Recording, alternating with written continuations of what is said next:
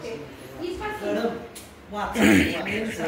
एकाएकानं वाचा आणि वाचनाचा उपक्रम वाचन संस्कृती आहे हे सगळं पूर्ण करा. बस हे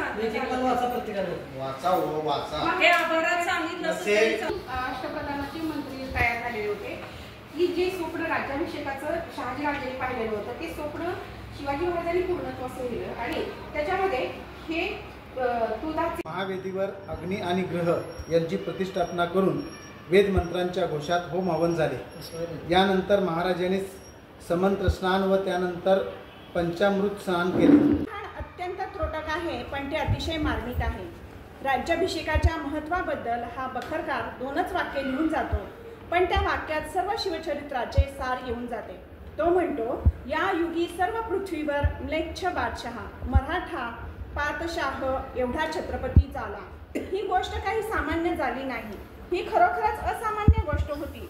शतकानुशतकांतून एखाद्या समाजाच्या इतिहासात असा एखादा वैभवशाली दिवस येतो. हिंदू समाजाच्या इतिहासामध्ये आलेला हा